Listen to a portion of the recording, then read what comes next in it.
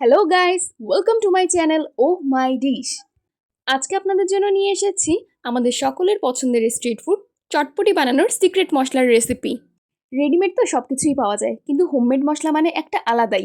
So let's go to recipe. ধনিয়া, পাঁচফোড়ন, জিরা, মৌরি, আজওয়াইন, লবঙ্গ, গোলমরিচ, শুকনো মরিচ, বিট লবণ। আপনাদের সকলের সুবিধার জন্য আমি প্রত্যেকটি মশলার নাম পাশে লিখে দিয়েছি, আপনারা স্ক্রিনশট নিয়ে ফেলতে পারেন। ফ্রাই প্যানটা হালকা গরম করেই প্রথমে ধনিয়া দিয়ে দিলাম, তারপর পাঁচফোড়ন দিয়ে দিলাম, গোটা আস্ত জিরা দিয়ে দিলাম, সাথে একে একে মৌরি, আজওয়াইন, লবঙ্গ, আস্ত গোলমরিচ, শুকনো মরিচ।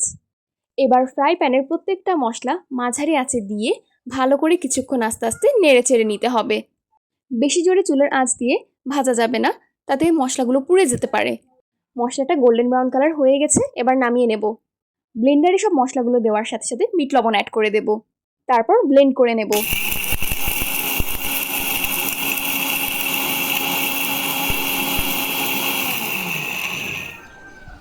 এই তো চটপটি মশলাটা ব্লেন্ড করা হয়ে গেছে, দেখতেই পাচ্ছেন কি সুন্দর মিহি হয়েছে। আপনারা মশলাটি একটি কাঁচের বয়মের মধ্যে সংরক্ষণ করে রাখতে পারেন।